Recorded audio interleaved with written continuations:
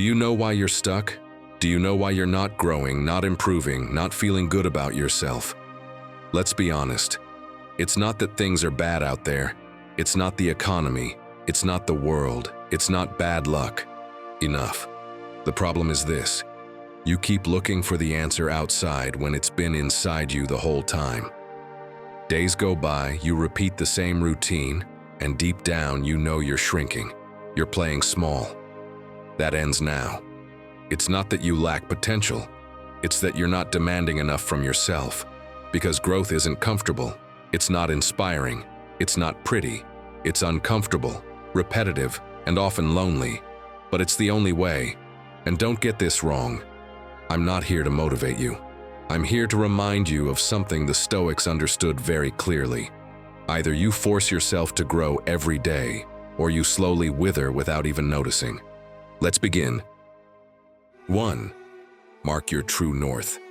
Imagine a sailor who sets off every morning at dawn, but he never stops to choose a destination. He sails for hours, fights the waves, works tirelessly. And when night falls, he realizes he doesn't even know where he is or where he's headed. His effort is real but pointless. That's how many of us live. We rush, we wear ourselves out, we chase goals, and in the end we feel empty because those goals don't lead to anything that truly matters to us. The Stoics spoke of life as a journey, but not just any journey, one where the most important thing was to have direction. Marcus Aurelius, in his nightly meditations, would repeat that every action had to be born of reason and aligned with what he considered essential. He wasn't an emperor who acted on impulse. On the contrary, every decree, every decision about war, every act of mercy was guided by a principle he had chosen as his own. Without that north, even the most powerful man in the world would have felt lost. And here's the uncomfortable truth. Forcing yourself to grow each day starts with daring to ask what growing really means to you.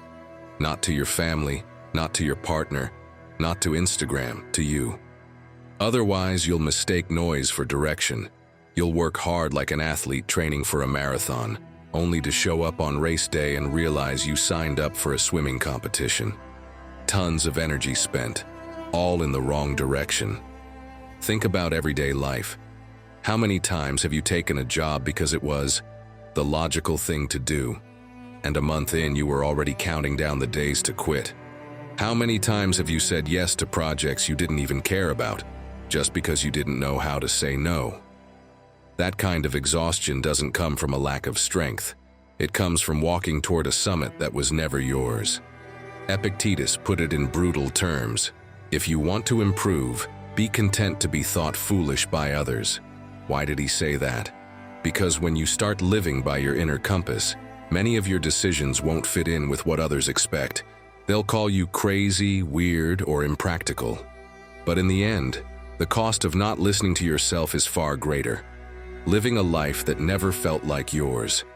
My friend, forcing yourself to grow isn't about adding 1,000 tasks to your day.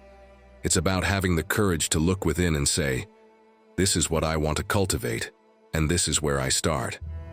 And it doesn't matter if others think it's small.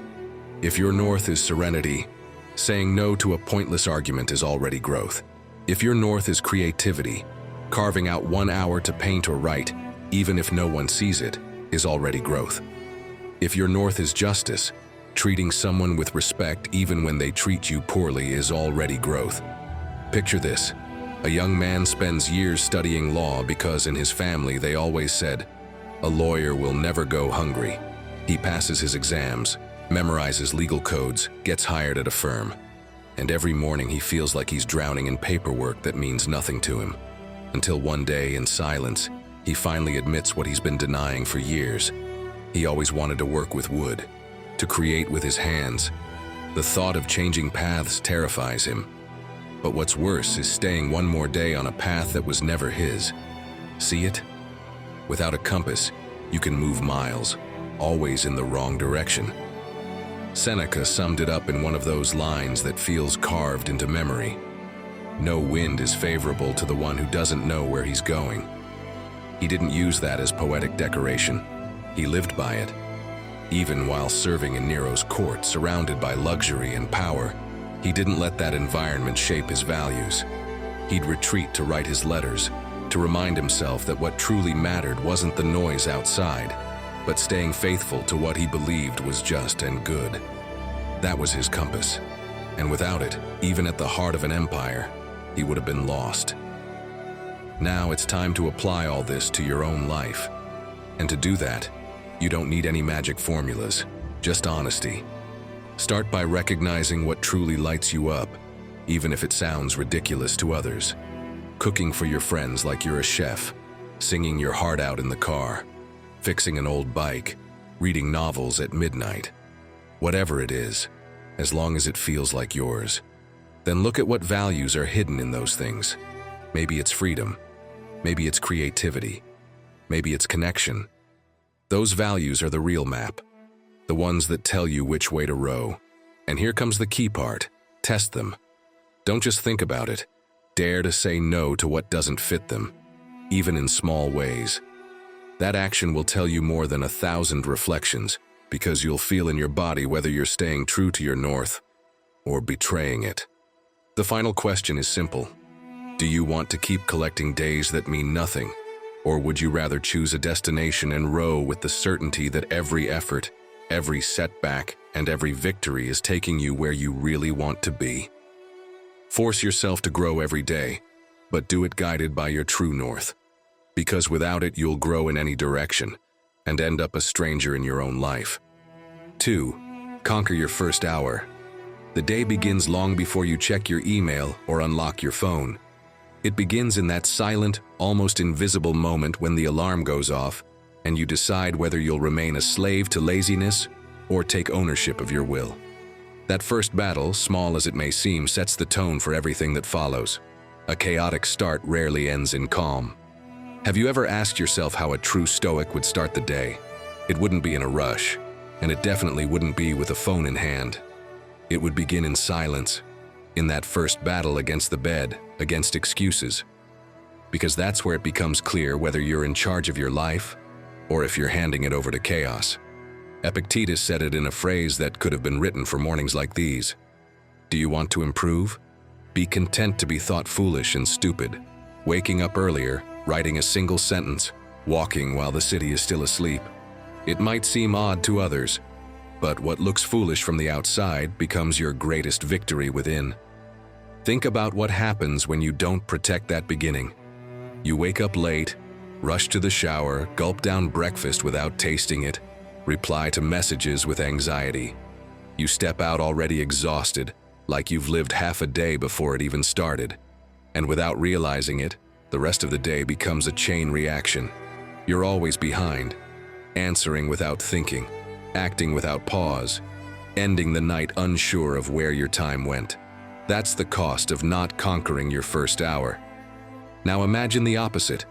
You wake up a few minutes earlier, drink a glass of water, and actually feel your body waking up, stretch in silence. You look out the window and see a sky still untouched by noise. You write a single line that reminds you how you want to live that day. Today, I won't lose my peace over what I can't control. Or, today I'll take one more step forward, even if it's hard. With that simple act, you place yourself in front of your life, not behind it. You take the reins. Seneca knew this well. In his letters, he advised Lucilius to end each day by examining the soul, like someone tidying their home before bed. But it wasn't just a nighttime ritual. It was a daily discipline, a way to begin and end the day knowing exactly where you were headed. Without that practice, he admitted, it was easy to be dragged around by the noise of the world. By writing and recalling his principles, he reinforced that first victory of the day. Self-mastery. And you don't need to be an emperor or philosopher to do the same. Think of something as simple as going for a walk at sunrise when the streets are still empty. Walking with no headphones, listening to birds, feeling the fresh air on your face. That 10-minute walk is more than exercise. It's a ritual that tells your mind you're already one step ahead of the chaos.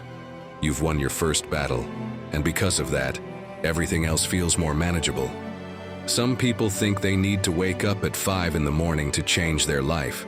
No, what they need is to wake up with purpose, even if it's just 20 minutes earlier than usual. That time is a reminder that your day doesn't begin when others demand it. It begins when you claim it. It's not about clocks, it's about choices. Epictetus insisted that the free person is the one who governs themselves. And what greater proof of self-government is there than overcoming the temptation to stay glued to the pillow? Right there, in that moment invisible to the world, lies your freedom. When you open your eyes and rise with purpose, you show that laziness is not your master, that the day won't sweep you away, that you're the one steering it. My friend, if you truly want to force yourself to grow each day, start here. Not with grand plans, not with impossible goals. Start by conquering the first hour of your day. Shape it with small actions that give you back control. Writing a line, taking a deep breath, stepping outside, reading a few lines that strengthen your spirit. Each act is a brick, and together they build the fortress where you'll endure whatever comes. And here's the detail most people forget. That first victory doesn't vanish after the morning ends. It stays with you. It follows you as a quiet reminder that if you could start strong, you can stay strong. It's the echo that whispers, even in the middle of chaos, "You've already won once. You can do it again." Because conquering your first hour means conquering your whole day. It's not an empty ritual. It's the ground where your character is built. If you care for it, serenity, clarity, and discipline will bloom. If you neglect it, all you'll find is disorder. Choose wisely, because that first battle will decide whether you grow or fall back. And remember, when you open your eyes tomorrow, you're not just getting out of bed. You're choosing between surrendering to chaos or becoming the master of your life. Make that choice your first Stoic victory, the one that reminds you that growing every day isn't a luxury. It's a promise to yourself. I want you to share this in the comments. What will your first victory be when you wake up tomorrow? Write your answer, and let's turn this space into a community of people who choose to grow every single day. 3. Tear down your invisible walls. We all have a special talent, coming up with excuses that sound reasonable. It's as if our mind were an architect of invisible walls. Walls that can't be seen from the outside, but that we feel every time we try to take a step forward. We say we don't have time, that a better moment will come, that there are more important priorities right now. And we repeat it so often, we end up believing it. The truth is, these aren't walls anyone else builds. We build them ourselves. An excuse is like a shadow. The more attention you give it, the longer it stretches. If today you say, "I'll start tomorrow," tomorrow you'll find another justification. And before you know it, years have passed waiting for a perfect scenario that never existed. But not everyone falls into that trap. Some people learn to spot excuses for what they really are, disguised traps, and tear them down before they grow. The Stoics were masters of this, because they knew that if you believe your own lies, you'll be trapped by them forever. Epictetus reminded his students not to waste energy wishing things were different. Don't seek for things to happen the way you want them to. Rather, wish that what happens the way it does, and you will find peace. It's a phrase that cuts like a blade because it leaves no room for excuses. If life doesn't give you the perfect moment, create it. If the conditions aren't comfortable, move forward anyway. Every excuse you accept is just another chain keeping you stuck in place. Maybe you've built your own walls. You want to learn a new language, but you say you don't have time. You want to get in shape, but you convince yourself the gym's too far. You want to start a project, but you swear now isn't the right time. These are justifications disguised as wisdom. But all they do is delay what you already know you need to start. And if you want an inspiring example, here's what Franz Kafka did. He worked long, exhausting hours at an insurance company in Prague. Anyone in his position could have said they had no time or energy to write, but he didn't fall for that trap. At night, when he could barely keep his eyes open, he sat down and wrote.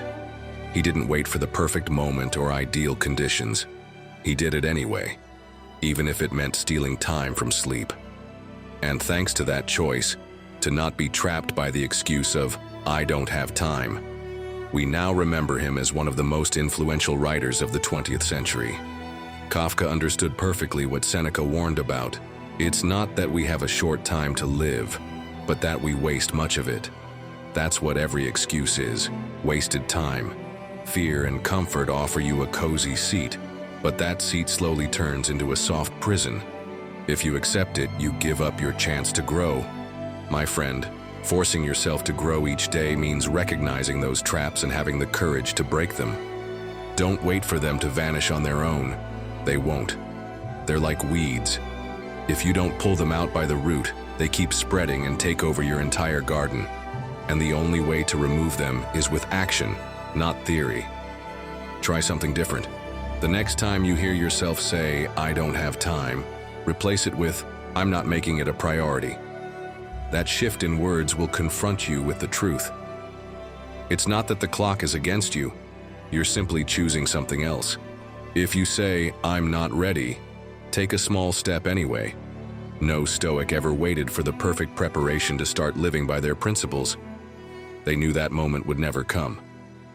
Picture Marcus Aurelius, Emperor of Rome, waking up and saying, "I can't today, I'm too tired." It would have been absurd. The empire didn't stop for his sleep or his excuses. And even if you're not ruling millions, you are ruling something far more important, your own life. If you don't tear down your invisible walls, no one will do it for you. Excuses are like traps we set in our own path, then pretend not to see. The trap of endless scrolling, the trap of waiting for perfection, the trap of living by other people's priorities while yours get crushed. But every time you choose to take a step despite the trap, another link breaks. So here's a small challenge. Next time you catch yourself saying, "It's just that," stop and write down what comes next. It's just that I don't have time. It's just that I don't have money. It's just that I'm too tired. Read it out loud and ask yourself, is this really true, or is it an invisible wall I'm building? That single action is already a crack in the wall. And once a crack appears, the wall can fall. What you want most is waiting on the other side of your favorite excuses. Don't forget that. You can keep stroking those lies like they're a blanket, or you can smash them and walk toward the life you actually want. The Stoics didn't wait for the path to be easy. They walked it even when it was hard, precisely because they knew that growing every day wasn't a luxury. It was their duty. 4. Make the small become unstoppable. In a remote village, there was an old man who went out to the fields every afternoon carrying a bowl of water. The neighbors watched him, puzzled, because day after day he poured it out in the same dusty spot along the path. No one understood why he was wasting his time. The seasons passed, and where there had only been dry earth, a small sprout began to grow. Then 2, then 10. Years later, that path had become a lush forest, offering shade and freshness to the village. What once seemed insignificant had turned into a change no one could ignore. That's your battle too. We all want change to come like an earthquake, fast, dramatic, a life that turns around in one single week. But the Stoics knew that greatness is forged in the small, in those tiny repetitions that seem pointless, until, with time, they reveal themselves as truly transformational. Marcus Aurelius made it clear in one of his reflections, progress is achieved little by little, not by sudden leaps. His life wasn't a constant spectacle of heroic deeds. It was a quiet discipline, repeated in simple actions that, together, built the fortress of his character. Now look at it in your everyday life. Maybe you've been thinking for months about getting your finances in order, but you keep putting it off because the final number terrifies you. Instead of staring into the abyss, why not review just one bill today and decide if it's necessary or not? Or maybe you want to get back in shape, but the thought of the gym overwhelms you. What if you just went for a 15-minute walk today? Maybe you dream of writing a book, but you never find the time.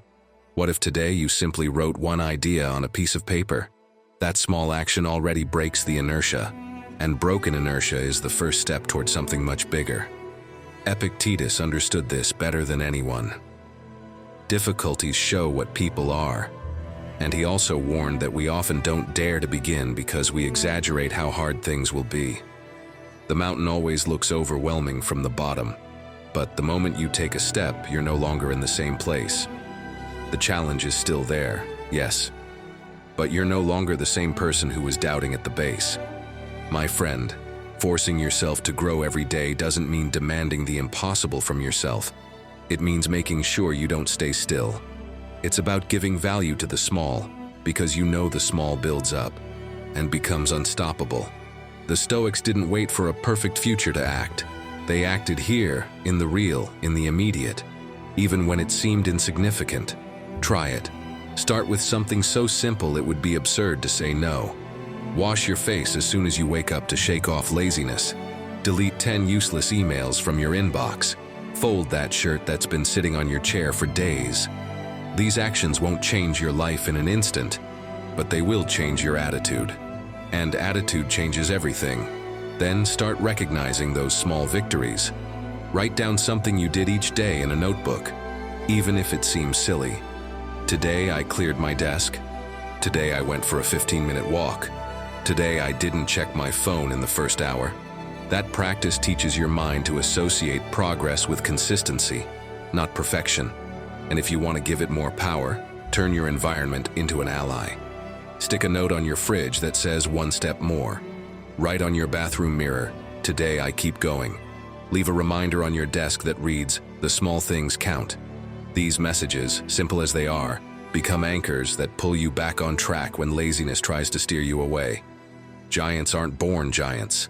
They grow, inch by inch, day by day, until one day they're so massive no one can ignore them. You can grow like that too. It doesn't matter if what you're doing now seems invisible. What matters is that you're doing it.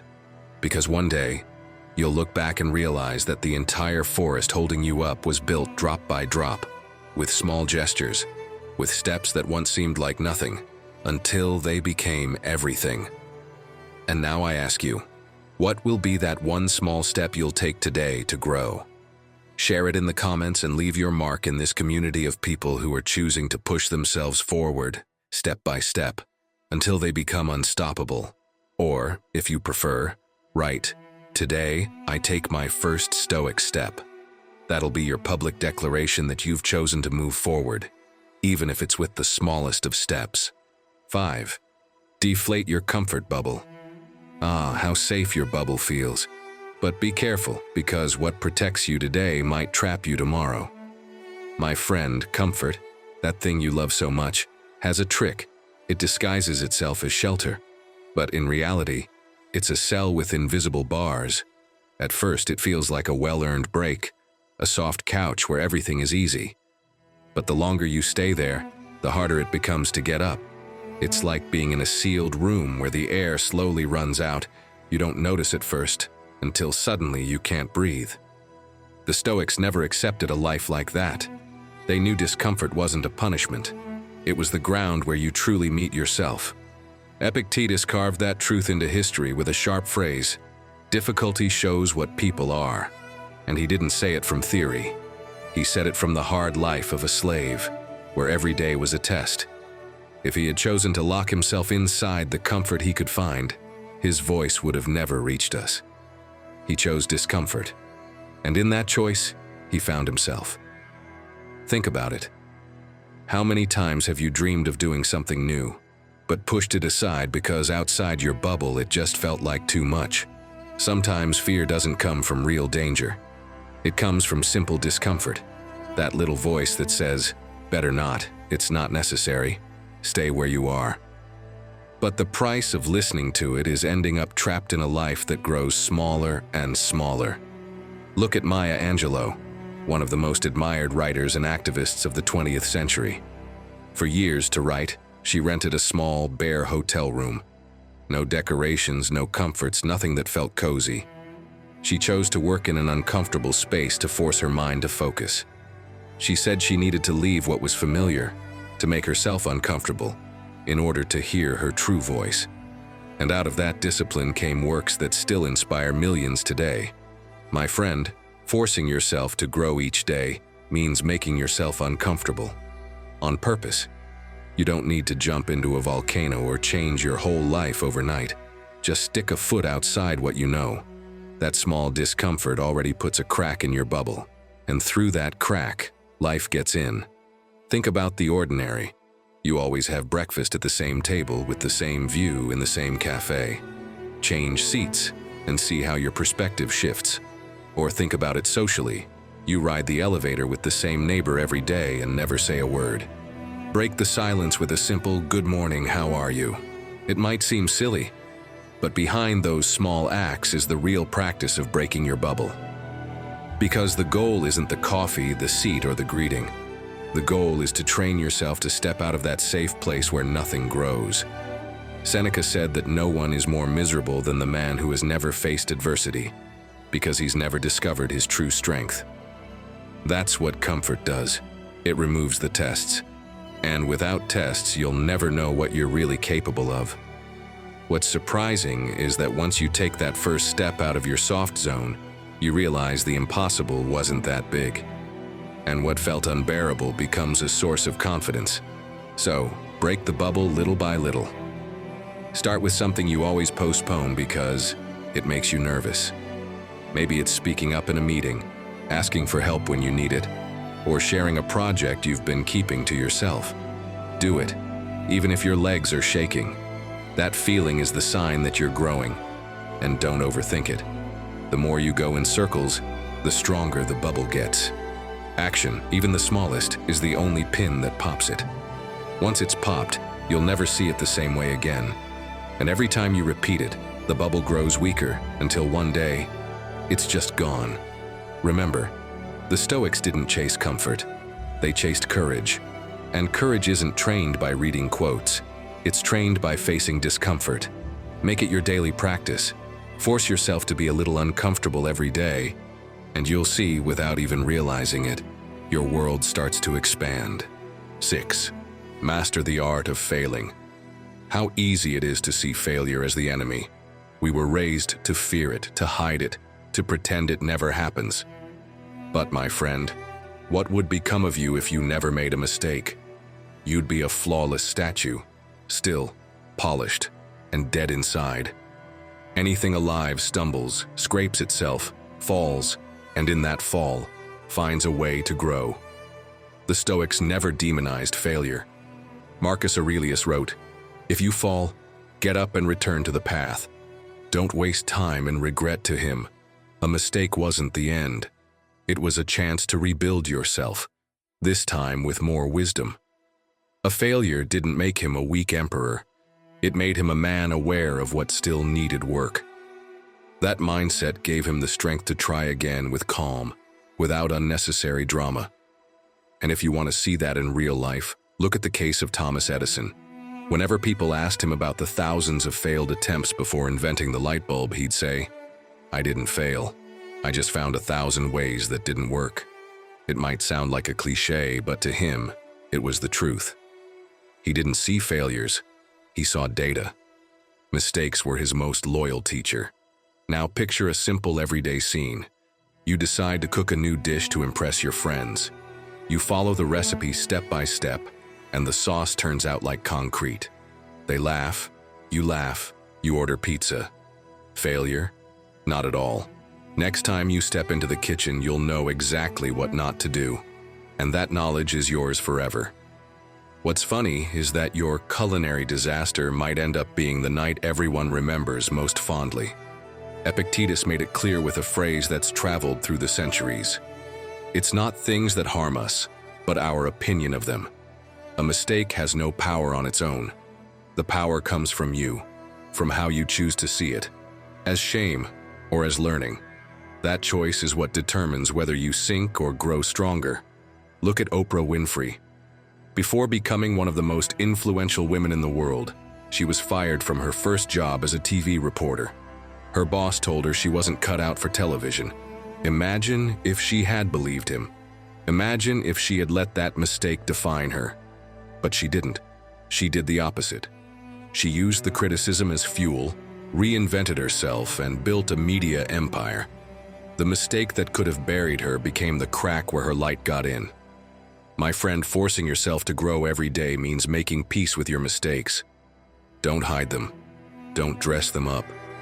See them as marks that tell your story, like scars that prove you were in the fight and kept going. Every time you stumble and choose to learn, you add another layer of character that no one can take away. How do you put this into practice? Start by laughing at your mistakes. Yes, laugh, because when you can say them out loud without shame, they lose their power to crush you. Then write them down, even if it's just a quick note on your phone. I completely blew it at this, but I learned that. Over time, those notes become a map of your growth. And if you want to take it even further, save a small object that reminds you, a photo, a receipt, an email, something that makes you say, "This too was part of my training." Remember, the most valuable thing is not having done everything perfectly. It's carrying the scars that prove you got back up. Your cracks are what make you human, and when you accept them, they shine like gold. So here's my challenge. The next time you fail, share it in the comments. Tell us what went wrong and what you learned from it. Or if you prefer, write, "My mistakes make me stronger." That'll be your public declaration that you choose to grow every day like a Stoic, not despite your failures, but because of them. 7. Routines that take you further. Are you really in control of your days, or are your routines the ones controlling you? Have you noticed how many things you do without thinking, like a puppet on invisible strings? The Stoics were clear about this. What you repeat every day ends up shaping your character. Seneca said that all of life is just a chain of actions, and when those actions are chosen wisely, they become the scaffolding of your inner strength. Look at your day honestly. You wake up, reach for your phone without thinking, spend 10 minutes scrolling and don't even remember what you saw. After work, you open the fridge out of habit, even if you're not hungry. And at night, the routine of just one more episode ends up stealing your sleep. These are small, invisible gestures, but they define your life far more than your big decisions. That's the trap. We believe what matters most lies in the extraordinary, when in truth, what's most decisive hides in what we repeat. The Stoics knew that without discipline in the small things, the big things fall apart. Marcus Aurelius put it in a phrase that still rings loud centuries later. Your soul takes on the color of your thoughts, and we could say the same about your actions. What you practice in silence when no one's watching, that's what colors you on the inside. Not New Year's resolutions, not ambitious plans. What you do today over and over again is what defines who you are. Picture your habits as soldiers in an army. Some defend you, others betray you. A habit of reading for 10 minutes a day is a loyal soldier protecting you from ignorance. A habit of wasting hours on social media is a traitor opening the gates to the enemy. So the question is, what kind of army are you building each day? Because battles aren't won with speeches, they're won with discipline. And this isn't just ancient philosophy. Look at Serena Williams. She didn't win 23 Grand Slam titles because every match was perfect. She won because she trained the repetitions that seemed boring or insignificant. Serves, swings, movements that felt automatic. But over years, they became an unbreakable wall. Her habits fought for her, even on the worst days, when her body was shaking from exhaustion. My friend, forcing yourself to grow every day doesn't mean being motivated all the time. Motivation is like the weather. Sunny today, cloudy tomorrow. What truly holds you up is habit. And the best part? Habits are designed. They're not chains you're stuck with. They're tools you can shape to work in your favor. How do you do that? Start so small it feels ridiculous to fail.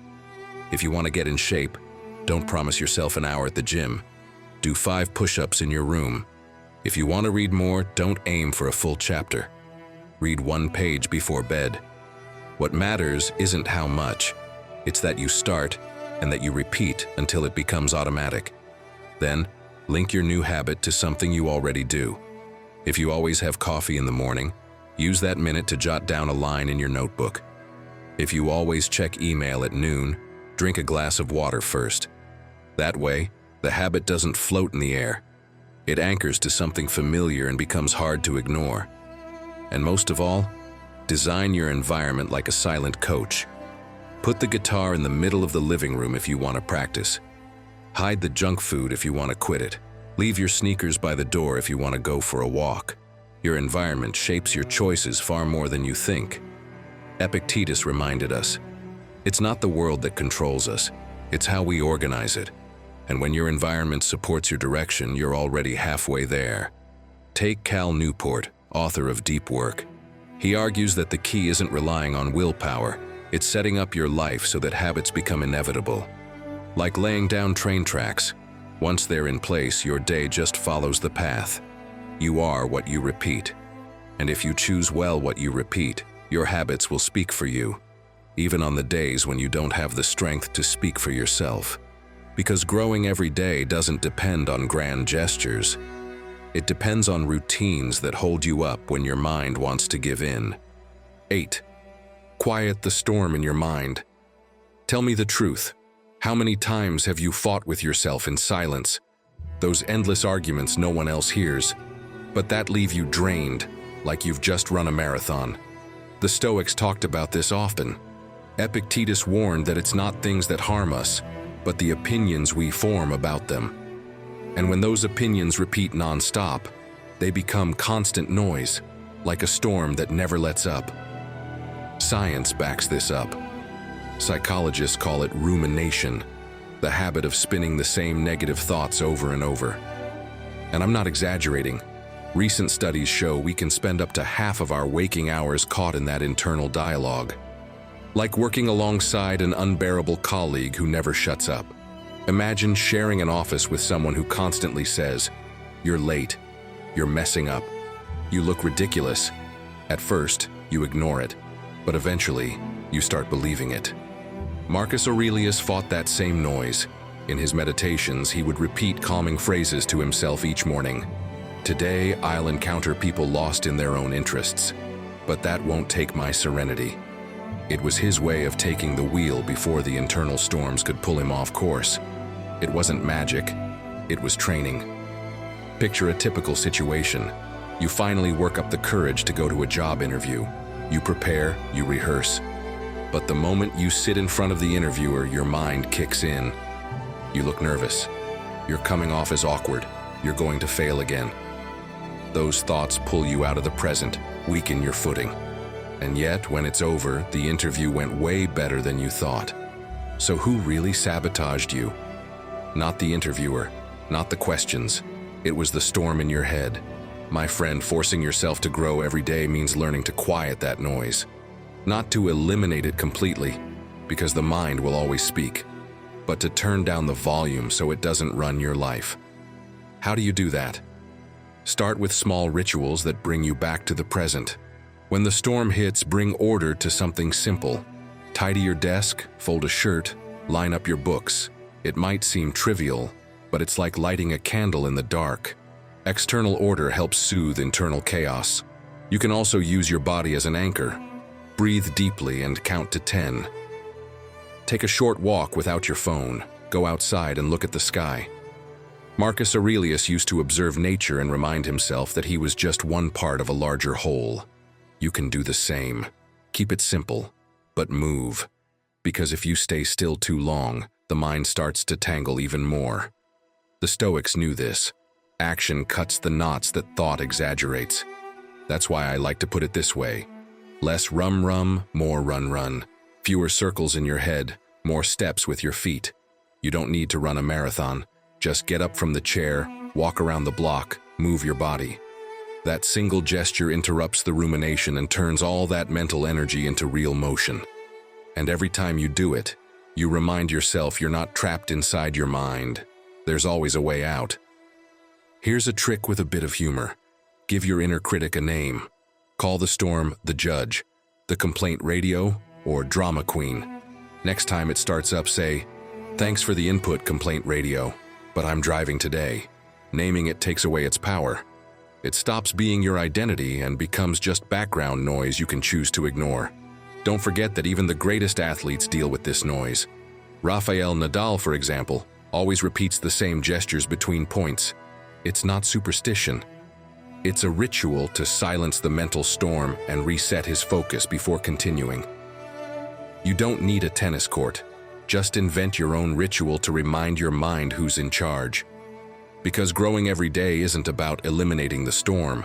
It's about learning to navigate through it. It's about accepting that negative thoughts will come, but they don't have to steer your life. As Seneca said, "He who suffers before it is necessary suffers more than is necessary." And most of that suffering comes from giving too much space to mental noise. And if after all this, you still need one last push to start growing, click the video on your screen. You won't find magic formulas or empty promises, but you will find 10 Stoic lessons that'll shake you up and get you moving. 9. Stop comparing yourself to borrowed lives. The Stoics were crystal clear on this. The only valid comparison is with yourself. Seneca questioned himself every day, asking if he was wiser and more in control than he was the day before. He didn't look to the luxuries of the court or the wealth of others to measure his worth. His compass was his own progress. Now look at what we do today.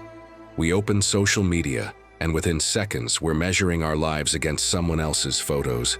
Perfect trips, cover model bodies, magazine-worthy homes. And meanwhile, there you are. Your coffee's gone cold on the table, starting to feel like you're falling behind. But that, my friend, is exactly what the Stoics warned about. Getting lost in what doesn't depend on you is the fastest road to unhappiness. The problem with peeking into other people's lives is that you never see the kitchen, only the finished dish. You see the first-class photo, but not the hours of work, the debt, or the sacrifices behind it. You see the perfect body, but not the exhausting routines or the deep insecurities that go with it. You see the success, but not the sleepless nights or the moments they doubted themselves too. It's like watching a movie and thinking your life should look like someone else's trailer. Let me say it clearly. All that energy you spend comparing yourself, you could be using to take another step forward on your path. And that's your advantage, your process, your battles, your story. No one else can live it the way you do. Take the example of Vincent van Gogh. During his life, he was seen as a failure, barely sold a single painting. If he'd spent his time comparing himself to the celebrated artists of his era, maybe he would have dropped the brush. But he chose to stick to his process, paint in his own way, even if no one understood. And it was that commitment to his own path that made him timeless. So, what can you do to stop falling into the comparison trap? First, write down exactly what you envy when you compare yourself. I want to travel like him. I wish I had her house. I wish my social life looked like that. Spell it out, then challenge it. Do you really want that? Or does it just look good on a screen? Ask yourself what it costs and whether you'd actually be willing to pay that price. Often you'll realize it isn't even your dream. It's just a well-packaged illusion. Next, create your own highlight reel, your personal achievement album. Not a mental list, something real. Every Sunday, write down 3 things you did that week that made you feel good, no matter how small. Tidied your desk, helped a friend, cooked a decent dinner, kept your promise to go for a walk, take photos, save notes, even make a private reel with epic music if you want. Because your life does have moments worth celebrating, and seeing them from the outside reminds you that you are the main character, not a spectator. Another powerful move, cut back a bit on social media. You don't have to delete everything overnight. Just try 20% less this week. Set a timer, remove shortcuts, leave your phone in another room for an hour, and then use that freed up time on yourself. Read 10 pages from that forgotten book, write a paragraph in your journal, practice something new, or just sit in silence and think about what you want to do tomorrow. That recovered time, even if it feels small, is gold. Marcus Aurelius reminded himself, "The soul becomes dyed with the color of its thoughts." If you spend every day soaked in comparison, you end up living in someone else's colors. But if you invest that energy into yourself, your life takes on its own unique shade, one that's entirely yours. So here's my challenge to you. Stop staring at someone else's plate and start cooking your own. In the comments, share one thing you've done this week that reminds you you're making progress, no matter how small. Or if you prefer, right. Today, I choose my own path. Because growing each day, my friend, means comparing yourself only to who you were yesterday, not to who someone else pretends to be on a screen. 10. Tie your dreams to the ground. Dreams are like balloons filled with air. Beautiful to look at. They shine when you hold them in your hand. But if you don't tie them down, they drift away, floating off until they disappear from sight. That's how it goes with many of our plans. They seem big, they feel alive. But without concrete action, they vanish into the sky of what could have been. Marcus Aurelius said it clearly in his Meditations. Let each action of your life be done as if it were your last. He didn't write it to sound profound. He wrote it to remind himself not to leave his plans hanging in the air. His words were a rope, tying him back to the ground, to action, to the present. For him, dreams without action were just smoke. What mattered was the step you took today, even if it was small, even if it seemed insignificant. Nikola Tesla also dreamed big.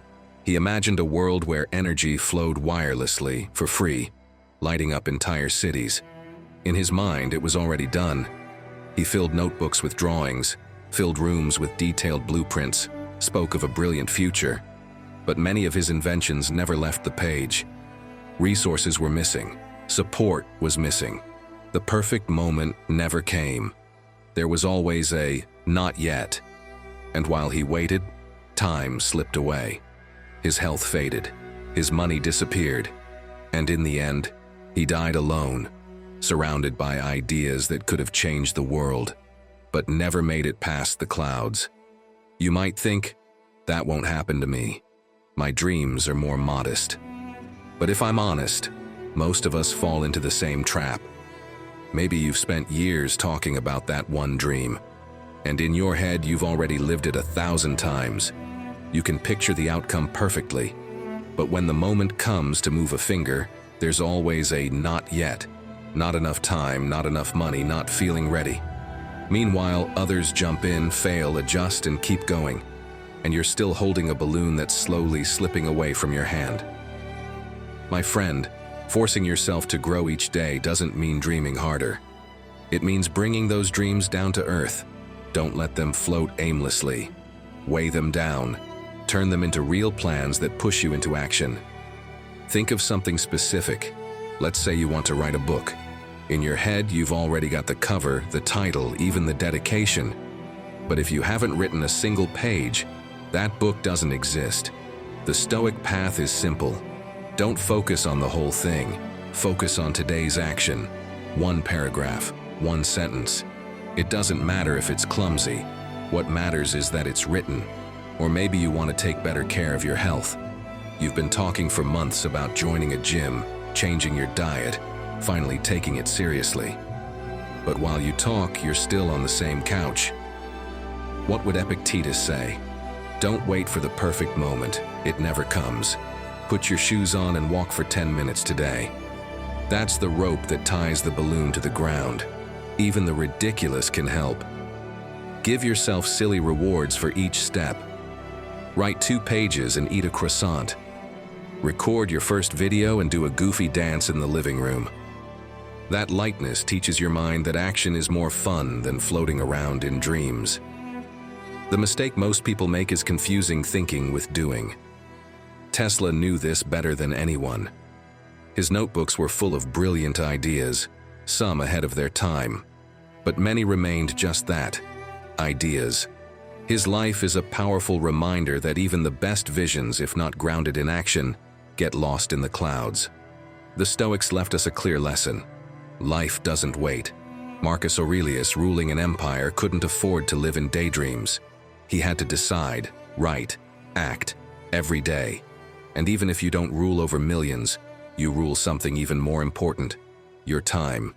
If you don't use it to act, no one else will do it for you. So stop collecting balloons that slip away. Start tying them down. Big dreams, small dreams, it doesn't matter. The only thing that matters is that each day you give them real weight, a concrete action that keeps them close. Because growing isn't about imagining, it's about building. 11. Run from easy applause. Have you noticed how easy it is to be fooled by applause? You're doing something, and everyone around you says you're great at it, that you've already made it, that there's nothing more to improve. Sure, it sounds nice. It strokes your ego, but it steals your progress. It's like training for boxing with a plush punching bag. Comfortable, yes, but you'll never learn how to dodge a real hit. And tell me, do you really think Epictetus would have wanted to train his character with a stuffed toy, or with life hitting back for real? I remember when it happened to me. I used to write short stories, and everyone around me told me I had talent. I repeated it in my head like a mantra. I'm good at this, and they all say so. Then one day I signed up for a writing course. I thought it would be about polishing a few details. And that's when it hit. I read my story aloud, and the teacher looked at me and said, "Plain, direct, no sugarcoating. This is empty." It sounds nice, but it says nothing. I felt like the air was knocked out of me. I was furious inside. I forced a smile on the outside. That night I went home with my ego shattered, but something new inside. Someone had finally pushed me to get better. The Stoics understood this well. Growth hurts. Epictetus often said that anyone who fears being criticized also fears learning. And he didn't say it from some ivory tower, he lived it. He asked his students to correct him, to point out his flaws. He didn't look for compliments, he looked for uncomfortable truths, because he knew discomfort is the price of transformation. And you don't have to go that far back. Look at Ryan Holiday, one of today's leading voices in Stoicism. He's shared openly that some of the best chapters in his books came after harsh critiques from his editor. Hearing "this isn't as good as you think" stung, but instead of sitting in the pain, he rewrote with more focus. The result? Stronger work, because someone dared to make him uncomfortable. My friend, forcing yourself to grow every day means learning to seek those hits, not avoid them. Surrounding yourself with people who challenge you is choosing to live with those who won't let you settle. Yes, at first it feels like a slap, but later you'll be grateful for it. Think about your current circle. Who always tells you what you want to hear, and who dares to be brutally honest? That friend who doesn't hand out compliments just to be nice. That colleague who doesn't sugarcoat what they think. Those are the voices you need, not to tear you down, but to show you a different mirror. But here's the catch. It's not enough to receive criticism. You have to learn how to digest it. When someone says something uncomfortable, don't jump to defend yourself. Breathe. Store those words. Come back to them later with a clear head. What feels like an attack in the moment can later reveal itself as a priceless insight. Also, seek out spaces where no one knows you, where there are no expectations, no applause out of loyalty. A new class, a workshop, a group where no one owes you compliments. Those are the places where you grow the most, because the feedback comes clean, without fluff, without the cushion of friendship. Seneca once said he preferred bitter truth over sweet flattery. And he was right. Flattery makes you comfortable. But truth, even when it stings, wakes you up. The problem is we often choose the cozy hug over the hard push. Why? Because it's easier. Because it doesn't force us to change. But growth isn't supposed to be easy, and it shouldn't be. Next time someone tells you something you didn't want to hear, remember this. That comment could be the beginning of your next big leap. You don't have to accept everything blindly, but you should listen carefully. And ask yourself, what can I learn from this? In the end, surrounding yourself with people who make you uncomfortable is choosing to live with a mirror in front of you, not a stage full of applause. The image might hurt at first, but over time you'll be grateful you saw it, because the people who truly help you grow aren't the ones who inflate your ego. They're the ones who push you to be better every single day. And now, we've come to the final secret. It's not the easiest, but it's the one that holds all the others together. You can talk about habits, discipline, dreams, but if you forget this, everything else falls apart. My friend, what you're about to hear is what turns theory into real life. 12. Don't retire on your victories. There's a curious phenomenon you've probably experienced. You achieve something important, and instead of using it as a springboard, you turn it into a sofa. It's like climbing a mountain and deciding to set up camp at the top, saying, "That's it. I made it." The problem is, while you enjoy the view, life keeps moving, and you're left behind, stuck in the feeling that you've already done enough. The Stoics were wary of that kind of comfort. Epictetus insisted that true success wasn't about always winning. It was about getting back up again and again. It wasn't about celebrating one eternal victory, but about keeping the muscle of effort alive, even when it hurt, even when it seemed unnecessary. Retiring on your wins makes no sense. Picture a student who prepares obsessively for a tough exam. Weeks of studying, sleepless nights, cups of coffee, notes highlighted in every color. The big day arrives, they sit nervously at the desk, and they ace it. The feeling is incredible. Celebration with friends, messages of "you're a genius" in the group chat, hugs from proud parents. For days, they walk on air, convinced they've proven their worth. But here comes the trap. That win turns into a couch. Instead of using it to push forward, they get comfortable. They relax so much, they neglect the next exam, study less, and fail. Not because they weren't capable, but because they stayed living in the applause of their first success. If you want to understand what it means to retire on a victory, imagine this. You've been going through a rough patch in your relationship. After weeks of effort, more communication, more presence, more small gestures, you finally rebuild the trust. There's that moment when you hug each other and everything feels right again. That's the moment to use your progress as fuel, to keep nurturing what you've rebuilt. But something else happens. You relax. You think, "I did it. It's fixed now," and without realizing it, you slide back into your old habits. Fewer calls, less attention, fewer details. In your mind, you're still celebrating the win. But in practice, you let it slowly fall apart again. That hard-won victory becomes a couch, when it should have been mile 10 in a much longer race. My friend, forcing yourself to grow every day means learning to applaud your progress without sitting down on it, because applause is just a signpost on the road, not the final destination. That's why I love something Chris Williamson, host of Modern Wisdom, says: "Celebrate your wins, yes, but get back to work in silence." That's the difference between someone who gets stuck in an empty trophy and someone who keeps building. So how do you apply this without falling into the trap? Celebrate, but give the celebration an expiration date, a day, an afternoon, a small reward. And the next day, get back on the path. Turn each win into a lesson. What did this victory teach you? What habit, what decision, what discipline made it possible? Write it down so it doesn't get lost. And most importantly, while you enjoy the result, already be thinking about your next step. Seneca would have put it simply: don't become a slave to your past successes, because that's the exact moment you stop when you should be moving forward. So celebrate, smile, enjoy it. But don't retire on your victories, because every day you choose to keep moving, even if no one's clapping, you're showing that growth isn't a one-time event. It's your way of life. Waking up and starting to grow isn't about luck or waiting for everything to magically line up. It's a daily decision to get up, to move, and to shape the person you want to become. My friend, becoming better every day isn't about grand gestures. It's about consistency, small, steady steps that, over time, change everything. If you've made it this far, let me know in the comments by writing, "I choose to grow every day." And now you know real change doesn't happen in one big moment. It happens when you refuse to loosen up the next day. This isn't about intensity. It's about what you do when no one is watching. So stay with me a little longer, because what comes next is about sustaining the effort, about how to keep growing and improving even when you don't feel like it anymore.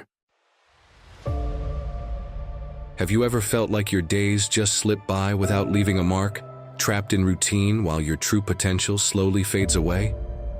It's easy to fall into the comfort trap, watching your dreams dim little by little. But imagine what would happen if every single day you pushed yourself to grow, challenged your limits, and moved closer to the best version of yourself. In this video, you'll learn how to stop wasting your potential and finally become the person you've always wanted to be. The Stoics left us 13 powerful lessons that, if you apply them daily, can completely transform your life. From building unshakable habits to learning how to thrive in discomfort and stop comparing yourself to others, these teachings hold the key to pushing yourself to be better, day after day. You don't need to wait for the perfect moment. What you need is to force yourself to work on yourself, to overcome your limits, and to live in alignment with your values. Are you ready to start working on your best self? Before we continue, let me tell you Laura's story. Laura never had it easy. Since she was little, people told her she wasn't smart enough, that she wasn't as talented as her older brother, or as outgoing as her friends. And over time, she started to believe it. At school, she was the girl who sat at the back of the class, never raising her hand because she thought it wasn't worth trying. At work, she was good, but she never stood out, too afraid to fail. And so, day after day, Laura lived on autopilot, convinced she was just meant to be average. But deep down, she knew she wanted more. She knew she was wasting her life. One day, while sitting in the park, she watched a group of runners pass by, thinking, "I wish I could run like that." But then something caught her eye.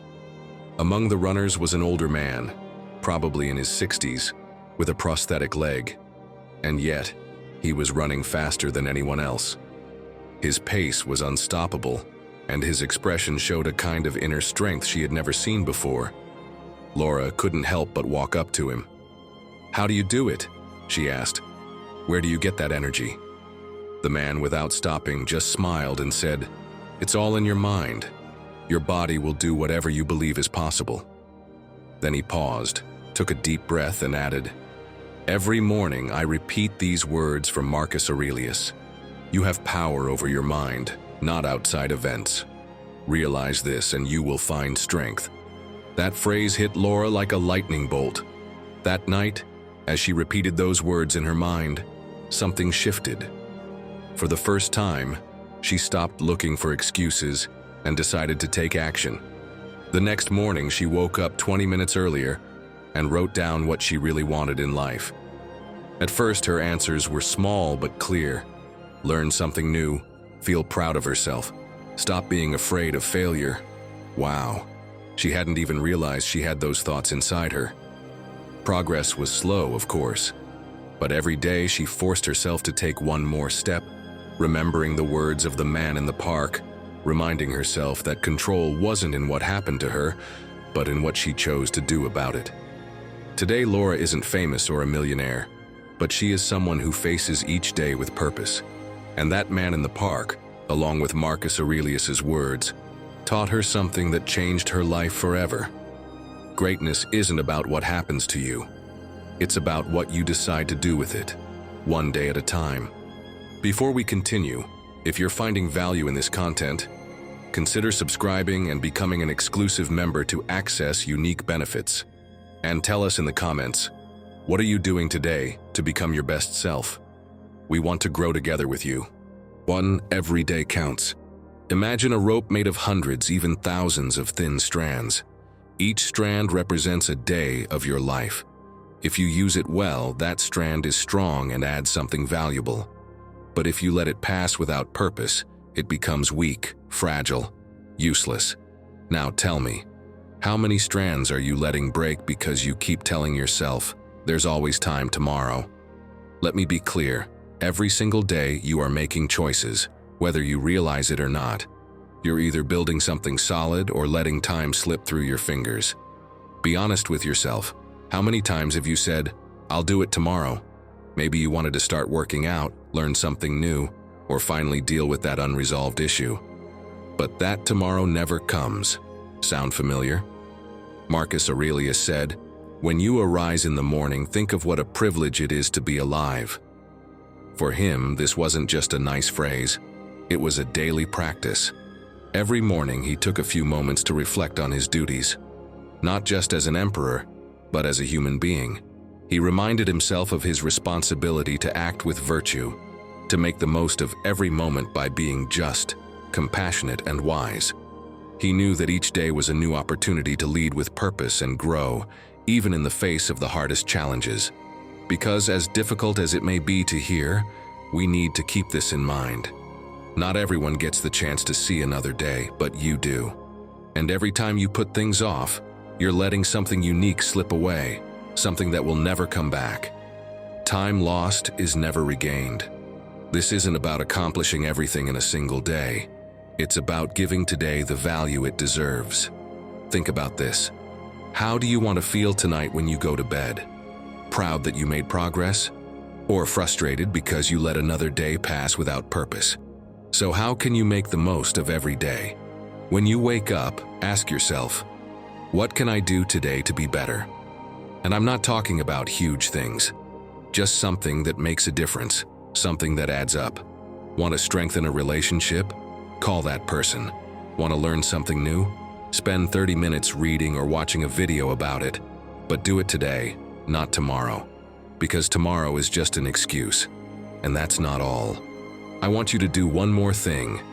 When you wake up tomorrow, ask yourself how you want to show up. This is something I learned from Roxy Nafusi, who suggests starting the day by thinking, with what energy do I want to face the day? Because it's not just about checking off tasks, it's about the attitude you bring to them. With gratitude, with enthusiasm, with determination. That energy shapes everything. How you feel, how you act, and ultimately how you end your day. Don't underestimate the power of a single day. Each one is a chance to improve, to grow, to move closer to the life you want. But if you keep waiting for the perfect moment, that moment will never come. So tell me, how much longer are you going to wait before you start building something that truly matters? 2. You are capable of more than you think. Have you ever noticed that most of the time the biggest obstacle in your life is you? Listen, it's not the world, it's not a lack of resources, and it's not even your circumstances. It's you, that voice in your head that says, I can't. The one that stops you before you even try. But let me tell you something, those barriers aren't real. They exist only in your mind. How many times have you held yourself back just because you thought you weren't enough? My friend, I'm here to tell you the truth. You are enough. You are capable. Epictetus made this very clear when he said, circumstances don't make the man, they reveal him. What does this mean? That challenges are what show you what you're really made of. He himself was born into slavery, but he never let his situation define him. Through inner work and perseverance, he became one of the most influential philosophers in history. His life is proof that the limits we set for ourselves are mental. And, my friend, you are no exception. Think about Charles Chaplin's story. As a child, he lived in an orphanage, spending entire days just trying to find something to eat. The world saw him as just another poor kid, someone destined for a life of struggle. But Chaplin didn't see himself that way. He once said, even back then, I considered myself the greatest actor in the world. Powerful, right? That belief in his own potential is what led him to become one of the most legendary figures in film history. And this isn't just philosophy or feel-good stories. Science backs it up too. A study published in Psychological Science analyzed how self-belief affects performance in challenging situations. How did they test it? They asked a group of people to take on difficult tasks, solving complex problems, completing physical exercises, and found that those who truly believed in their ability not only performed better but also persisted longer, even when things got tough. Why does this happen? Because when you think you can't, your brain shuts down. But when you believe you can, something shifts. Your mind starts searching for solutions, for alternatives, for ways to push forward. Your mindset is the key to unlocking your true potential. Now let me put you in a situation. Imagine you're faced with an opportunity, giving a presentation, applying for that dream job, reaching out to someone you admire. But instead of taking the leap, you start thinking, I'm not ready. Someone else will do it better. Sound familiar? Let me be blunt. That voice holding you back is wrong. You don't need to be 100% prepared. The only thing you need to do is start. Isn't it time to change that? Here are 2 things you can do today. First, make a list of things you believe are impossible. Maybe it's running a marathon, writing a book, learning a new language. Write down just one and take the first step. Buy a book, go for a walk, sign up for a course. But do something. Second, challenge yourself once a week. Step out of your comfort zone. Speak in public, say no when you'd usually say yes, or try something that scares you. Each challenge will prove to you that you're far stronger than you thought. Because believe me, you are worth more than you think, you know more than you realize, and you matter more than you imagine. Your potential is there, waiting for you to stop limiting yourself. So tell me, how much longer are you going to wait before discovering what you're truly capable of? 3. Build habits that never fail. Do you know the biggest mistake people make when trying to change their lives? Believing that willpower alone will be enough. Listen, no matter how motivated you feel, that energy won't last forever. But do you know what will? Habits. Because, let's be clear, strong habits aren't built on motivation. They're built on systems. If you rely only on willpower, sooner or later, you'll fail. But if you design a system that works for you, habits become second nature. Let me share something personal, something that might help you. A few years ago, I had an injury that forced me to stretch every day to avoid pain. At first, I struggled with consistency.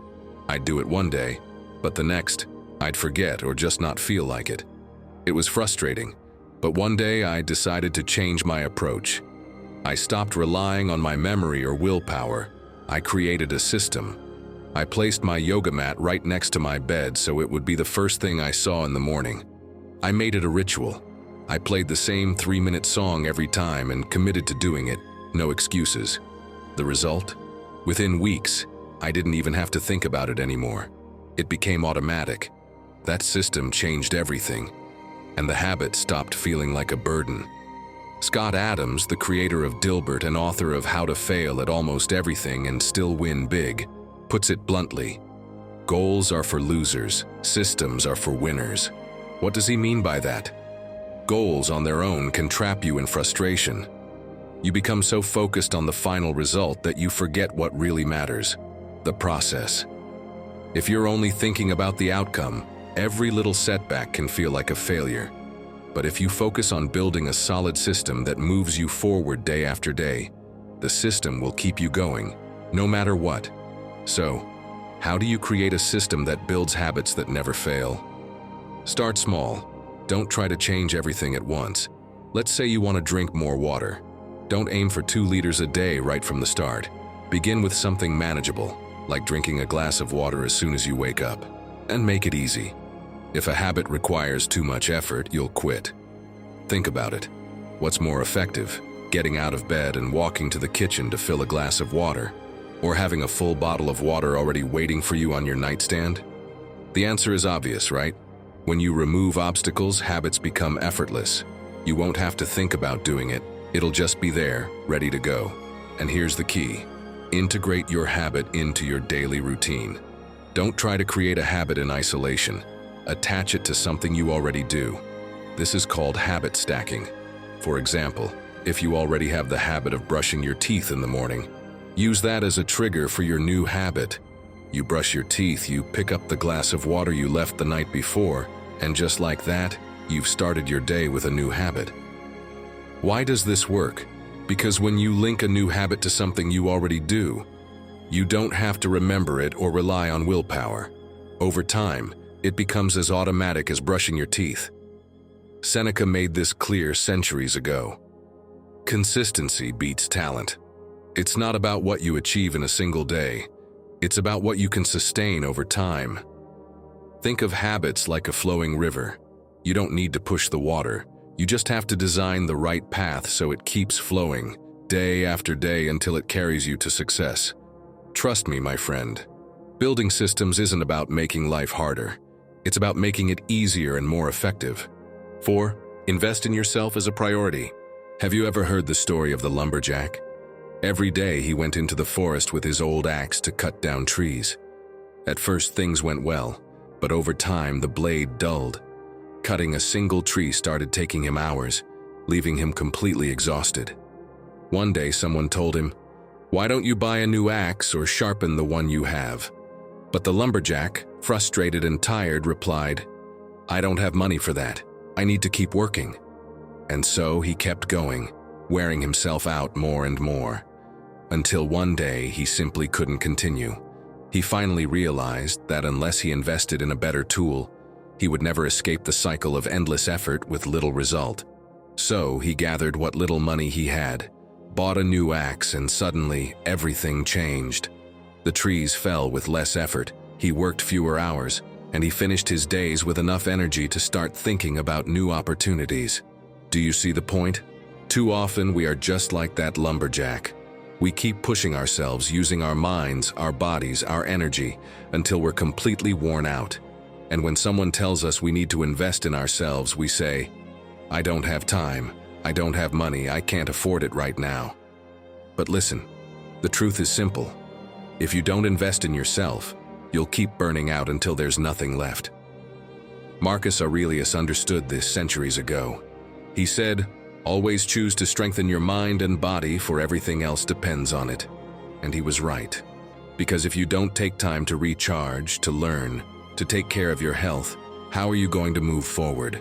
How can you build the life you want if you're working with worn-out tools? Did you know psychology has a name for this? It's called caregiver syndrome. It happens when you spend all your energy taking care of others, your family, your friends, your co-workers, and forget about yourself. The result? You burn out. You lose your health, your energy, and worst of all, your sense of purpose. Because trying to take care of others without taking care of yourself is like trying to pour from an empty cup. You simply can't. In fact, studies have shown that many people with this syndrome suffer from anxiety and extreme exhaustion, all because they never give themselves permission to be a priority. Now think about your own life. Imagine you've spent weeks putting out fires at work, helping others, and constantly putting your needs at the bottom of the list. How do you feel at the end of the day? Probably drained, unmotivated, running on fumes. And that's the problem. When you don't invest in yourself, each day becomes harder than the last. But here's the good news. Investing in yourself doesn't require huge sacrifices. Just small changes that make a difference. Dedicate 20 minutes a day to something that nourishes you mentally or physically. Go for a walk. Read a book that inspires you. Sit in silence and meditate. These moments may seem insignificant, but they help you recharge. And most importantly, learn to say no. I know, it sounds easy, but it's not. However, every time you say no to something that doesn't serve you, you're saying yes to your well-being. Maybe it means canceling an unnecessary meeting or skipping commitments that drain you. Those no's are a way to protect the most valuable things you have, your time and your energy. Investing in yourself is like putting money into a high-yield investment. At first, it might not seem like much, but if you commit to taking care of yourself, day after day, you won't just live better, you'll build the life you've always wanted. And that's something worth fighting for. So tell me, what are you doing today to invest in your best self? Are you going to keep letting your axe wear down, or will you take control and start sharpening it? Let us know in the comments how you're going to invest in yourself and take that first step toward the life you deserve. 5. Small steps, big changes. Think of an elephant, majestic, powerful, walking with steady steps across its territory. Now let me ask you, do you think it learned to walk all at once? Spoiler alert, no. When it was born, its first steps were wobbly, uncertain. It stumbled, fell, and tried again. But it never gave up. Every small step led it to become the giant that now moves effortlessly for miles. That's how progress works. It starts small, shaky, until one day, without realizing it, you walk with the strength and confidence of that elephant. The Stoics understood that progress isn't measured in big leaps, but in daily effort. They didn't expect to have everything overnight. If they lived today, they wouldn't be looking for the perfect shortcut or the latest hack for success. They knew the key was to take action, a little every day, and let time do its work. And I'm sure you've heard of James Clear, right? He popularized the idea of improving by 1% every day. He calls it the power of marginal gains. Think about this. If you improve by just 1% daily for a year, by the end, you won't just be a little better, you'll be 37 times better. Sounds like magic, but it's not. It's just consistency. The best part? You don't have to make huge changes, just small, intentional steps, repeated over time. How many times have you wanted to start something but never did because you felt like you had to do it all at once? How often have you thought, I don't have time to read an entire book? Here's the trick. You don't have to read it all at once. If you read just 4 pages a day by the end of the year, you'll have read more than 5 books. 4 pages may seem like nothing, but if you do it daily, you'll have read over 1,400 pages. That's 5 or 6 books. And the best part? You won't even feel like you're making an effort. Let's say you want to save €1,000 this year. Obviously, you're not going to try to put away all 1,000 at once, because, let's be honest, you'd have nothing left for the rest of the month. That would be like trying to eat an entire watermelon in one bite. Impossible, right? The logical way is to do it little by little, slice by slice, enjoying each step without choking on it. Saving works the same way. You can start small, like putting aside any spare change at the end of each day, or rounding up your expenses to the next euro and saving the difference. Make it easy and manageable. As Marcus Aurelius said, nothing happens suddenly. Everything is the result of small steps. And here's another key. Celebrate your progress, no matter how small. Maybe you saved €20 this month. Don't think, that's nothing. Celebrate it, because you're moving forward. Every small win is one step closer to your goal and gives you the motivation to keep going. Remember, those tiny steps, when added up, are what create massive transformation. The power of small steps is that they compound. Day after day, 1% here, 1% there, and suddenly, you realize you've completely changed your life. So tell me, what small step can you take today? You don't have to do it all at once. You just have to start. Because when you push yourself to be just a little better every day, you're building a version of yourself that doesn't just achieve goals, it exceeds them. 6. Grow through discomfort. My friend, be honest. How many times have you avoided something just because it made you uncomfortable?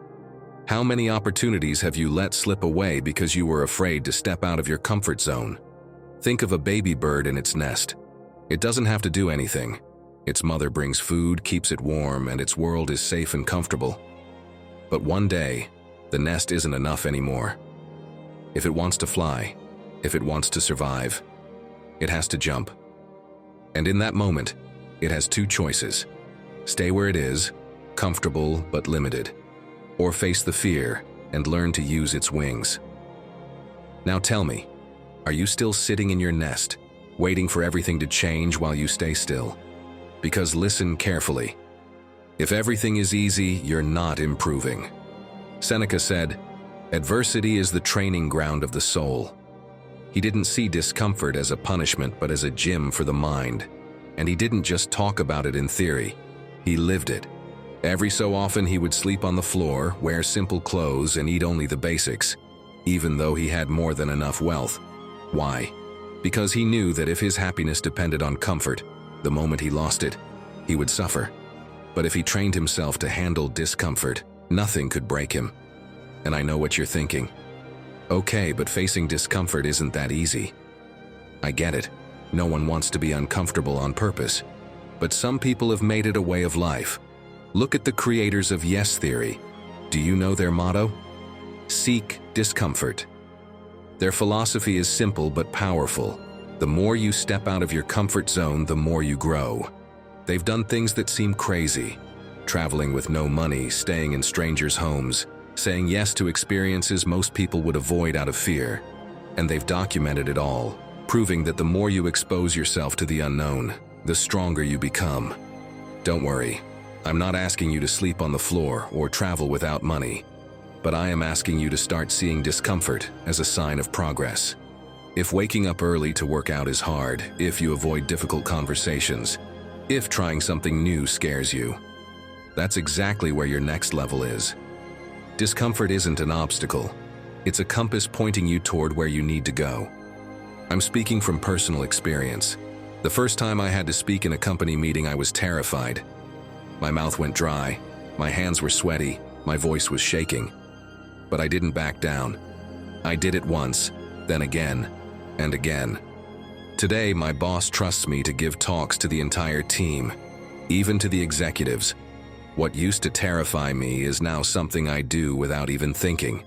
Because, my friend, discomfort disappears when you face it enough times. Now, I want you to do something. Take a piece of paper and write down the things you avoid because they make you uncomfortable. What could it be? Asking for a raise, resolving a conflict, going to an event alone. Whatever it is, pick one and commit to facing it this week. You don't need to do something massive. Just take one small step. For example, if socializing makes you uncomfortable, go out and say hello to someone new. Discomfort is defeated through action, not overthinking. And even more important, learn to reinterpret discomfort. Instead of seeing it as a danger sign, start seeing it as a growth sign. Think about the gym. When you lift weights, your muscles ache. But you know that pain means they're getting stronger. Discomfort in life works the same way. If something challenges you, it means it's making you better. Every time you feel fear or resistance, repeat to yourself, "This is part of the process. This means I'm growing." So tell me, what do you choose? Comfort now or growth in the long run? Because the difference between where you are today and where you want to be lies in the things you haven't dared to do yet. But when you force yourself to seek discomfort, when you accept it as part of the journey, you become unstoppable. So tell me, what will you do today to step out of your comfort zone and take one more step toward the person you want to become?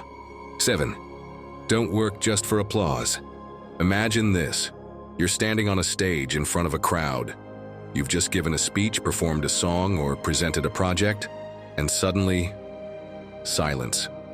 No applause, no compliments. How would you feel? Most people would feel crushed, because we've been conditioned to believe that success is measured by other people's approval. That if no one claps, then it wasn't worth it. But here's the truth, my friend. If you only work for applause, you're building your life on unstable ground. Marcus Aurelius made this clear centuries ago. Do every act of your life as though it were your last. He didn't say, do it if people will praise you, or do it if you'll get recognition. He simply said, do it, period. Because the real reward isn't in the public's ovation. It's in the satisfaction of knowing you gave it your all. If every step you take depends on validation from others, you will never truly be free. You'll be chained to other people's opinions, shaping your actions to please, to fit in, to be accepted. But the truth is, at the end of the day, when you're alone with yourself, the applause doesn't matter. The only thing that matters is whether you are proud of what you did. Think of a student who studies all night for an exam. They work hard, prepare, give their best. The day comes, they pass with flying colors, and no one says a word, no one congratulates them, no one even notices. Does that mean their effort was wasted? For many, the answer would be yes. But for those who understand the real key to success, the answer is no. Because the biggest achievement isn't the grade or the recognition, it's knowing that you did it, that you kept your promise to yourself. And now, I want you to think about something. Why do you do what you do? What drives you to put in the effort? If your answer is, so others will recognize it, then my friend, you're on the wrong path. Simon Sinek explains this perfectly. When you work only for external validation, you become a slave to approval. Think about this. The real success isn't in the applause. It's in doing what you love with discipline and consistency, even when no one is watching. So, how can you apply this to your life? First, take a moment to reflect on what truly motivates you. Work on it for the sake of becoming better each day. That way, nothing and no one will be able to stop you. Second, learn to find satisfaction in the process. Imagine completing a project or reaching a goal, and no one notices? Would you still feel accomplished? If your answer is no, then it's time to shift your mindset.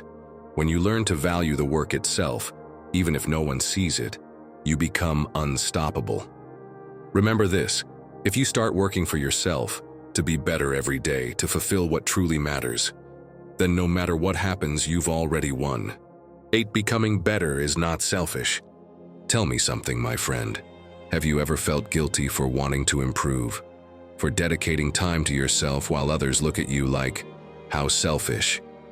Maybe you've heard things like, you only think about yourself, or you should care more about others. And there you are, questioning whether you're doing something wrong. We've been taught to believe that working on ourselves means neglecting others. But listen carefully. Investing in yourself is not selfish. It's the only way to truly help others. Seneca said it centuries ago. If you want to help the world, first improve yourself. And this isn't just some nice philosophy. It's pure common sense. How can you give your best if you're exhausted, frustrated, or lost? How can you be a great leader, friend, or partner if you're constantly neglecting yourself? You can't pour from an empty pitcher. If you truly want to give something to others, you have to start by strengthening yourself first. Let me tell you a story that proves self-improvement isn't selfish. It's growth. A friend of mine made a tough decision. He quit his job to focus on studying something that would set him up for a better future. And let me tell you, the things people said about him. They called him every name in the book. But he stayed focused. He knew this was his one shot to change his life. For 3 entire years, he locked himself away in his doctorate program. No nights out, no distractions. Every hour was spent studying, researching, preparing for his future. Meanwhile, his wife took on the full financial burden, running their home alone. And people whispered, "He's selfish. His wife does everything while he just studies." But now everyone is silent. No one says a word. Today, my friend is a doctor. He holds a prestigious position, and his life has changed completely. They bought a new home, they have stability, opportunities, peace of mind. He improved himself, and as a result, his entire family's life improved. What once seemed selfish is now the reason they are living the life they always dreamed of. And you, what would you have done in his place? Would you have played it safe just to avoid what people might say? Or would you have bet on yourself, knowing that, in the end, the sacrifice would be worth it? If you want to apply this in your own life, start by dedicating time each week to your values and strengths. Do you want to expand your knowledge? Set aside time to read or learn something new every week. Do you want to improve your health? Commit to your physical and mental well-being. Schedule time for exercise and personal care. If you value family, work on becoming the best version of yourself for them. It's not about taking away from others. It's about strengthening yourself so you can give more. And here's something important. Stand your ground when people question you. You don't need to justify every decision you make for your personal growth. If someone says you've changed, respond with pride. Thank you, that was the goal. Because at the end of the day, what version of yourself are you offering to the world? That's what you need to reflect on. Because pushing yourself to be better every single day doesn't just transform you, it elevates everyone around you. So tell me, are you going to keep living according to other people's expectations? Or will you finally become the person you truly want to be? 9. Stop comparing yourself. Imagine you're running on a track. You're focused, breathing well, keeping a steady pace. But suddenly you start looking to the sides. You see someone running faster, another who doesn't even seem tired, and instead of keeping your rhythm, you become obsessed with them. You tense up, you lose your stride, and worst of all, you stop moving forward. Sound familiar? That's exactly what happens when you compare yourself to others. It doesn't make you faster. It doesn't make you better. It just distracts you and holds you back. Do you know what Epictetus would tell you? Don't worry about what others do. Focus on what you can control. And he was right. What good does it do to waste your energy watching someone else's progress if it changes nothing in your own life? If you spend more time observing what others are doing than working on yourself, you're not just losing focus. you're losing your own progress. And this is where the worst enemy of all comes in: social media. I'm sure it's happened to you. You wake up in the morning, grab your phone without thinking, and start scrolling. You see someone traveling, another person running a successful business, someone else in the best shape of their life. And there you are, still lying in bed, feeling like you're falling behind. But, my friend, do you know what's really happening? You're comparing your reality to the most polished, edited version of someone else's life. And while you're doing that, you're not doing anything for your own life. So, what can you do to break this cycle? First, set personal goals and measure your progress based on who you were yesterday, not on anyone else. If you did something better today than you did last week, that's progress. If you took one more step in your project, that's what matters. Your only competition is yourself. Second, if social media makes you feel inadequate, step away from it. And here's a real piece of advice: don't touch your phone in the first hour of your day. It's forbidden. Studies show that starting your day with social media affects your mood and puts you in a reactive state instead of a proactive one. A great example of this is in the podcast, The 5 a.m. Club, where they explain that the first thing you consume in the morning shapes your mindset. If instead of opening Instagram, you take a moment to plan your day or do something productive, you'll start with a mindset of action instead of comparison. And yes, I know, it's hard to do because we're completely addicted, but it's not impossible. How can you make it easier? First, leave your phone outside your bedroom when you sleep. If necessary, use a traditional alarm clock. Second, when you wake up, do something that helps you improve. Read, write, exercise, or simply plan your day. You don't need to disappear from the internet. Just make sure the first thing you do every morning isn't comparing yourself to others. Now, I want you to ask yourself something honestly. How many hours have you wasted watching other people's progress instead of working on your own? How many times have you let comparison drain the energy that you could have used to improve? My friend, if you force yourself to be better day after day, the only comparison that will ever matter is the one you make with yourself. 10. Quality time matters. Tell me something, my friend. Have you ever been with someone but not really present? You're there physically, but your mind is somewhere else. Maybe you're checking your phone, thinking about work, or planning what you'll do later. You think you're spending time with that person, but in reality, you're not. And then, suddenly, something important happens, and you miss it completely. Imagine this. You're having dinner with your family. Your child is excitedly telling you about their day at school, but you're scrolling through your phone.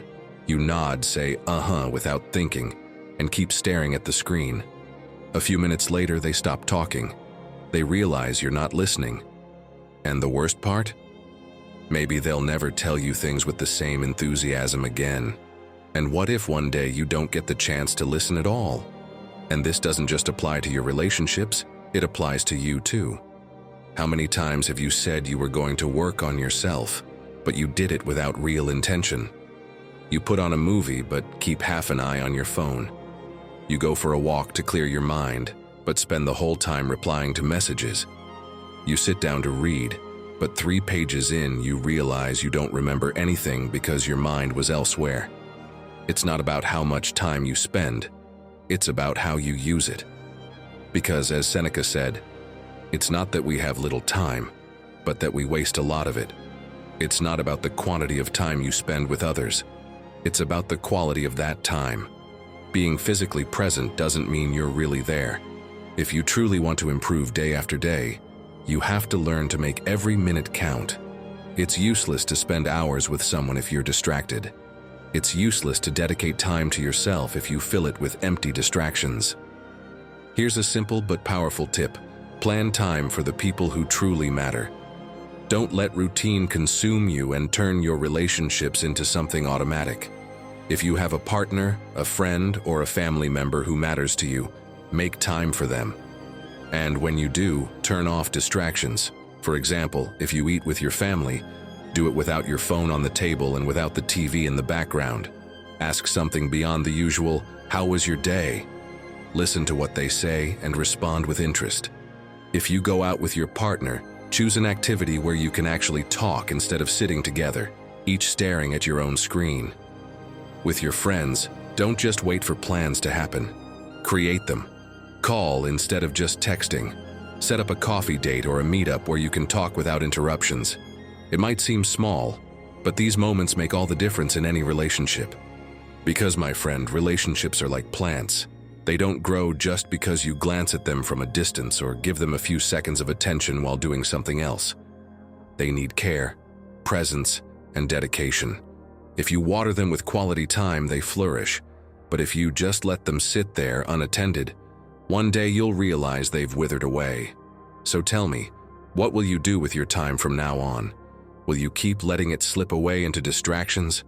Or will you finally start giving it the quality it truly deserves? Because believe me, pushing yourself to be better every day won't just transform your life. It will transform the lives of those around you too. 11. Your body, your foundation for everything. I'm sure it's happened to you. You try to focus, but your mind feels foggy. You want to move with energy, but your body feels heavy, slow.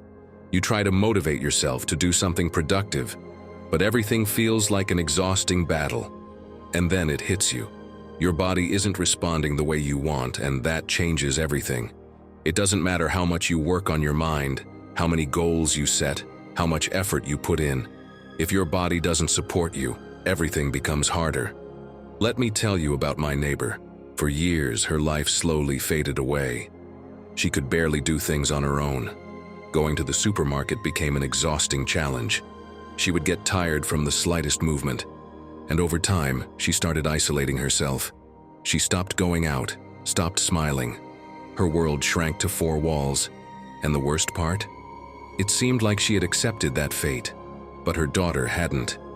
One day, she decided to do something for her mother. She started encouraging her to move, even just a little. At first, it was slow steps, full of effort, without much motivation. They went outside for 10 minutes, taking small walks. Then, little by little, they added some stretching, some simple exercises at home. And to their surprise, her body started responding. But do you know what was even more incredible? The change in her mind. It was unbelievable.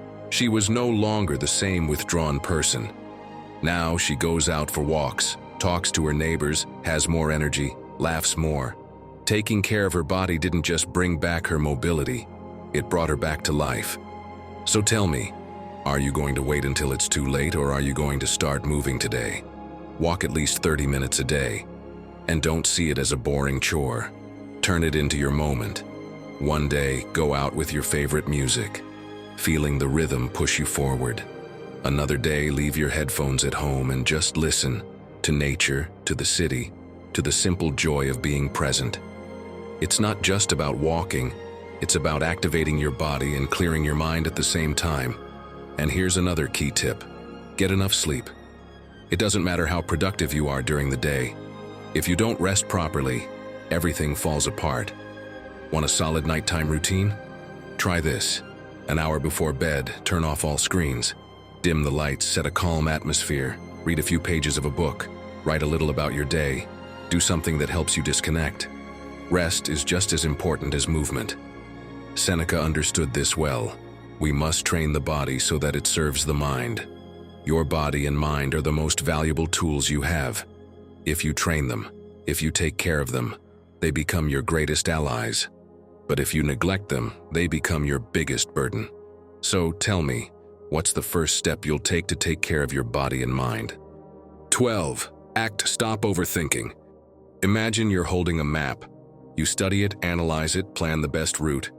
You know exactly where you want to go. But there's a problem. You haven't moved a single step. And here's the truth, my friend. You can have the most detailed map in the world, but if you don't walk, how do you expect to reach your destination? This is what so many people do with their lives. They read about self-improvement, search for advice, watch motivational videos, but at the end of the day, they haven't done anything differently. Knowledge without action is useless, because no matter how much you think about improving, your life only changes when you take action. Marcus Aurelius put it plainly. Stop debating what it means to be good. Be good. Because what's the point of analyzing, planning, and discussing if, in the end, you don't get up and act? Nothing. If you want to change something, do it. Stop overthinking. Let me ask you something. How many times have you wanted to start something but got stuck in doubt? Maybe a project, an important decision, a conversation you've been avoiding. You tell yourself, I'll do it tomorrow. I'll wait until I have more time. I need to be fully ready first. But time passes and you're still in the same place. And then, the inevitable happens. You look around and see that others are moving forward. People who started with less than you, but who dared to take that first step. You see someone launching their business, someone else traveling, another person achieving what you keep postponing. And without realizing it, you start comparing yourself. And what do? You keep thinking, overanalyzing, waiting for the perfect moment, believing that if you just think hard enough, one day you'll wake up with absolute certainty that now is the right time. But here's reality, my friend. That moment never comes. And in the meantime, you stay stuck, unmoving, exactly where you were yesterday. That emptiness you sometimes feel, that frustration with yourself, it doesn't come from what you don't have. It comes from what you know you could do, but still haven't done. And if you truly want to improve day after day, you need to act now. Want the perfect trick to break out of this cycle? Mel Robbins' 5-second rule. It's simple, but powerful. When you know you need to do something but feel hesitation creeping in, count down in your mind. 5, 4, 3, 2, 1, and do it before your brain starts making excuses. Try it. Need to send that important message? Count down and hit send. Struggling to wake up early? Don't think. When you reach one, get up. Want to start a new project? Take a small step right now. Another key tip? Break big projects into small, manageable actions. If you need to write a report, don't stress about the 20 pages ahead. Just write the first paragraph. If you want to improve your health, don't obsess over losing weight. Just make a better food choice at your next meal. The key is to move, even just a little. Because, my friend, at the end of the day, power isn't in thinking about taking action, it's in taking action. So tell me, are you going to keep holding the map without moving? Or are you finally going to take the first step toward the life you truly want? Everything we've talked about so far has had one purpose: to push you to be better day after day. But if you really want to build the life you desire, there's still one last piece missing, something that ties everything together. The difference between staying stuck or moving forward without stopping. Do you want to discover it? 13. Discipline changes everything. Here's the truth no one wants to hear. You don't need more motivation. You need more discipline. I told you at the beginning, because, my friend, motivation is temporary. Today you feel unstoppable. Tomorrow you don't feel like doing anything. And if you only act based on what you feel like doing in the moment, your goals will always remain just good intentions. Discipline is what separates dreaming about something from achieving it. Epictetus made it clear, nothing great is achieved without effort and discipline. And let's be honest, can you imagine Epictetus accomplishing anything without discipline? Picture him saying, I don't really feel like training my mind today. Maybe I'll see if I'm in the mood for Stoicism tomorrow. Or, I'd practice mastering my emotions, but I'll wait for inspiration to strike first. Impossible. If he became one of the most influential philosophers in history, it was precisely because he understood that what you do every single day is what truly defines you. So, how can you become more disciplined? First, make a list of your priorities and set daily routines to accomplish them.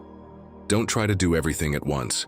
Block out specific times in your day to work on what truly matters. Set aside time for what you want to improve, whether it's learning something new, training, or developing a project. It's not about how much you do. It's about doing it every day. Because, as Andrew Huberman explains, self-discipline isn't about willpower, it's about training. The key isn't waiting until you feel like it. It's training your mind to do what needs to be done, without negotiation. Second, make a contract with yourself. Yes, you read that right. Write it down.